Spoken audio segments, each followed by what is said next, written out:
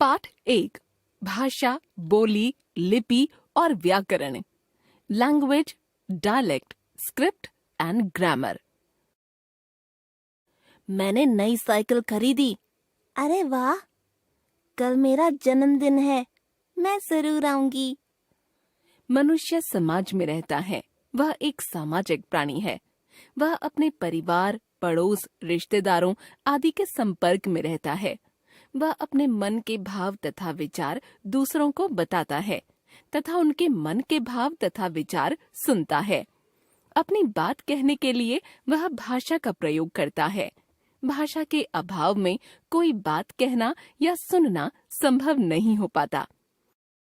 संकेतों के द्वारा भी भावों का आदान प्रदान किया जा सकता है, परंतु इसमें बहुत कठिनाई होती है।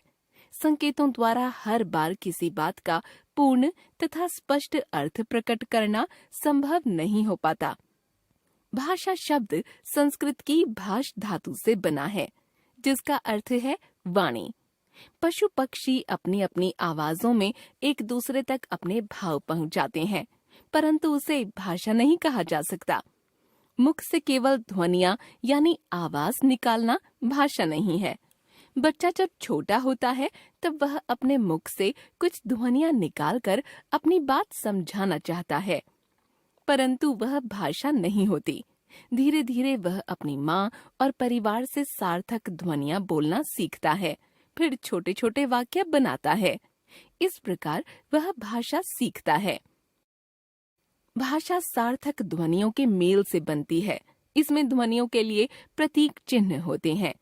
प्रत्येक भाषा में शब्दों के अर्थ होते हैं, साथ ही उसमें वर्ण, शब्द व वाक्य संरचना की व्यवस्था भी होती है। अतः हम कह सकते हैं कि भाषा वह साधन है जिसके द्वारा हम अपने विचारों का आदान प्रदान करते हैं। भाषा के रूप। भाषा के मुख्यतः 2 रूप होते हैं। भाषा 1 मौखिक भाषा, 2 लिखित भाषा।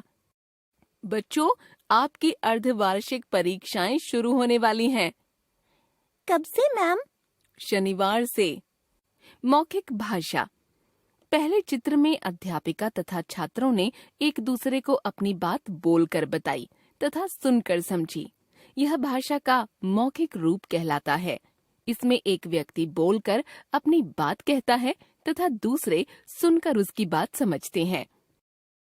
यह भाषा का मूल रूप होता है। काव्य पाठ, कहानी सुनाना, वार्तालाप, समाचार वाचन, भाषण, वाद विवाद, रेडियो, नाटक, दूरदर्शन के कार्यक्रम आदि भाषा के मौखिक रूप हैं। लिखित भाषा।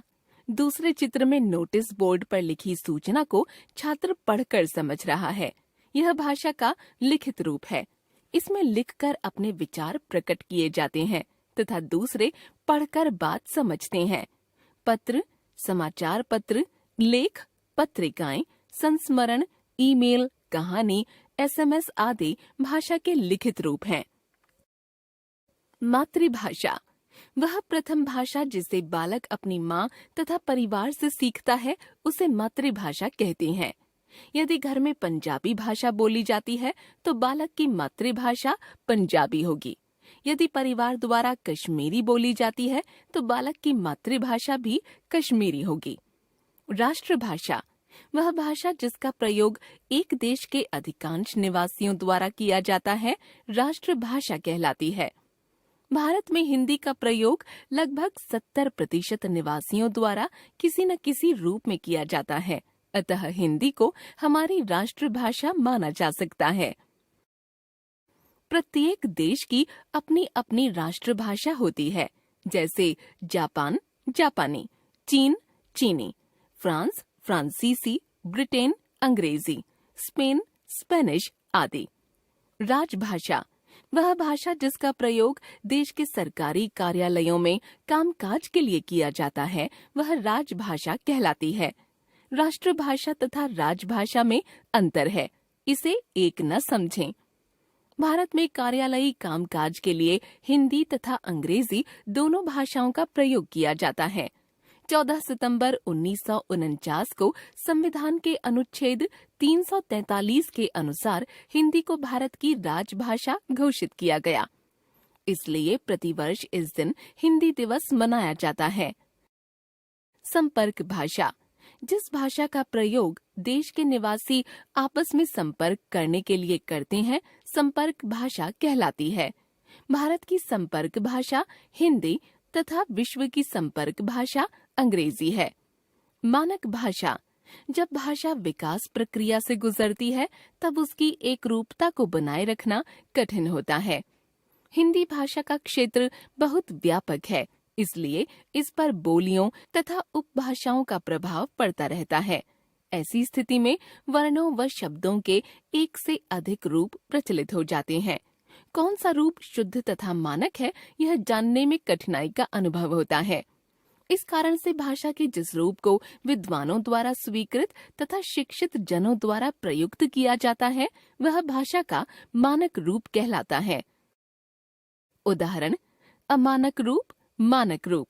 ध, ढ, अंत, अंत। अ, संबंध, संबंध। ख, ख, नए, नए। झ, झ, आई, आई। भारत की मान्यता प्राप्त भाषाएं। भारतीय संविधान में 22 भाषाओं को मान्यता प्रदान की गई है। ये इस प्रकार हैं: हिंदी, असमिया, बंगाली, गुजराती, बोडो, डोगरी, कन्नड़, कश्मीरी, कोंकणी, पंजाबी, उर्दू, मैथिली, मलयालम, मणिपुरी, मराठी, नेपाली, ओडिया, संस्कृत, तमिल, तेलुगु, संथाली तथा सिंधी। हिंदी भाषा की विशेषताएं व उपलब्धियां। हिंदी भारत में लगभग 18 करोड़ निवासियों की मातृभाषा तथा 30 करोड़ लोगों की संपर्क भाषा है। हिमाचल प्रदेश, उत्तर प्रदेश, उत्तराखंड, हरियाणा, दिल्ली, मध्य प्रदेश, छत्तीसगढ़, बिहार तथा झारखंड मुख्य हिंदी भाषी प्रदेश हैं। हिंदी पूर्णतया वैज्ञानिक भाषा है। इसके उच्चारण व लेखन में एक रूपता है। लिपि चिन्हों के नाम व ध्वनियों में कोई अंतर नहीं है। जैसे रोमन में अक्षर बी है जिसकी ध्वनि ब है, परंतु हिंदी में अक्षर अ की ध्वनि भी अ है। हिंदी फिजी देश की राजभाषा है। इसके अतिरिक्त यह मॉरिशस, त्रिनिदाद और टोबैगो, सूरीनाम, मलेशिया आदि में भी बोली जाती है। संपूर्ण विश्व में हिंदी भाषा में सबसे अधिक फिल्में बनाई जाती हैं। टीवी चैनलों पर समाचार, विज्ञापन और अन्य कार्यक्रम आदि हिंदी भाषा में सबसे अधिक प्रसारित होते हैं। भारत में सर्वाधिक पत्र पत्रिकाएं व पाठक हिंदी भाषा के हैं। हिंदी का शब्द भंडार 1 करोड़ से भी अधिक। बोली, किसी क्षेत्र विशेष में बोली जाने वाली भाषा बोली कहलाती है। यह भाषा का सीमित रूप होता है। इसे सामान्यतः आम बोलचाल में प्रयोग किया जाता है। उपभाषा, जब बोली का क्षेत्र थोड़ा बड़ा हो जाता है तब वह उपभाषा बन जाती है। एक उपभाषा की कई बोलियां हो सकती हैं। हिंदी की उपभाषाएं व उनकी बोलियां। हिंदी उपभाषाओं को 5 वर्गों में बांटा गया है। उपभाषाएं, बोलियां: पश्चिमी हिंदी, ब्रजभाषा, हरियाणवी, बुंदेली, कन्नौजी। पूर्वी हिंदी, अवधी, बघेली, छत्तीसगढ़ी, राजस्थानी, मारवाड़ी, मेवाती, जयपुरी, मालवी। पहाड़ी हिंदी, गढ़वाली, कुमाऊनी। बिहारी हिंदी, मगही, भोजपुरी, अंगिका।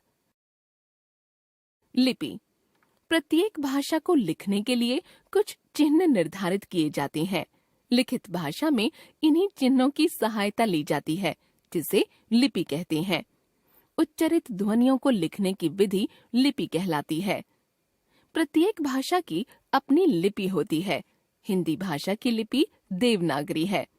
कुछ प्रमुख भाषाएं व उनकी लिपियां।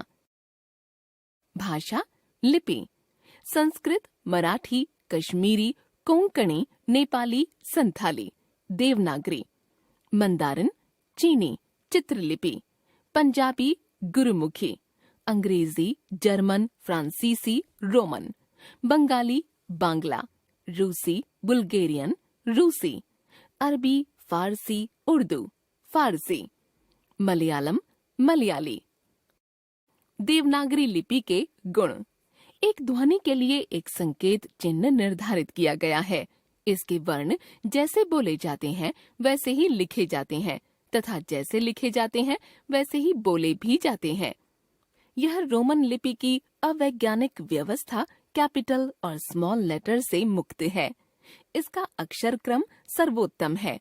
इसमें पहले स्वर तथा बाद में व्यंजन आते हैं।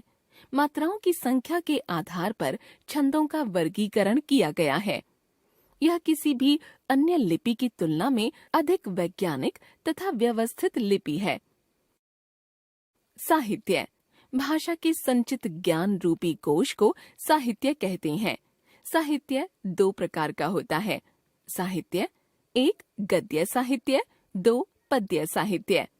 गद्य साहित्य साहित्यकार द्वारा सामान्य रूप से बोली जाने वाली भाषा में रचना करना गद्य साहित्य कहलाता है। गद्य के उदाहरण हैं पत्र, निबंध, लेख, कहानी, कथा, संस्मरण, नाटक, उपन्यास, जीवनी आदि। प्रमुख साहित्यकार मुंशी प्रेमचंद, मानसरोवर, गोदान, मंगलसूत्र आदि उपन्यास व कहानी। जयशंकर प्रसाद, ध्रुव स्वामिनी, चंद्रगुप्त, स्कंदगुप्त आदि नाटक। आचार्य चतुरसेन शास्त्री, सोमनाथ, सोना और खून उपन्यास आदि। पद्य साहित्य साहित्यकार द्वारा जब अपने विचार तुकबंदी अथवा लय आदि के माध्यम से व्यक्त किए जाते हैं तब वह पद्य साहित्य कहलाता है। जैसे पद्य के उदाहरण हैं दोहा, छंद, कवित्त, सवैया, पद, सोरठा, कविता आदि। प्रमुख कवि कबीर, बीजक दोहे, बिहारी, सतसई दोहे, तुलसीदास, रामचरितमानस, विनय पत्रिका, कवितावली।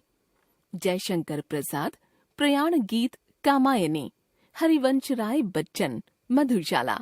रामधारी सिंह दिनकर, शक्ति और क्षमा, कुरुक्षेत्र। व्याकरण। आप यह पढ़ते आ रहे हैं कि वर्णों के व्यवस्थित मेल से शब्द, शब्दों के व्यवस्थित मेल से वाक्य तथा वाक्यों के व्यवस्थित मेल से भाषा बनती है। यदि ये व्यवस्थित न हो तो भाषा अर्थपूर्ण नहीं होगी। किस वर्ण, शब्द तथा वाक्य का प्रयोग कहाँ और कैसे करना है, इसका ज्ञान व्याकरण कराता है।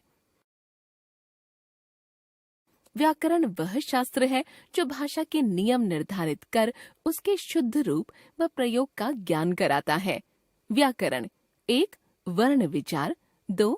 शब्द विचार, 3. वाक्य विचार। वर्ण विचार व्याकरण के इस अंग में वर्णों की बनावट, भेद, आकार, उच्चारण आदि पर विचार किया जाता है। शब्द विचार व्याकरण के इस अंग में शब्द की बनावट, भेद, उत्पत्ति आदि पर विचार किया जाता है। वाक्य विचार व्याकरण के इस अंग में वाक्य की रचना, विश्लेषण, भेद, विराम चिन्ह आदि पर विचार किया जाता है। हम जान गए भाषा, बोली, लिपि और व्याकरण। भाषा द्वारा विचारों व भावों का आदान प्रदान। भाषा के दो रूप, एक मौखिक, 2 लिखित। मातृभाषा से बालक का सर्वप्रथम परिचय। देश के अधिकांश निवासियों द्वारा बोली जाने वाली भाषा राष्ट्रभाषा। देश के सरकारी कार्यालयों में प्रयुक्त भाषा राजभाषा। विद्वानों व शिक्षाविदों द्वारा स्वीकृत भाषा का रूप मानक भाषा। उच्चारित ध्वनियों को लिखने की विधि लिपि। भाषा का संचित ज्ञान रूपी कोश साहित्य। भाषा के शुद्ध रूप व प्रयोग का ज्ञान कराने वाला शास्त्र व्याकरण।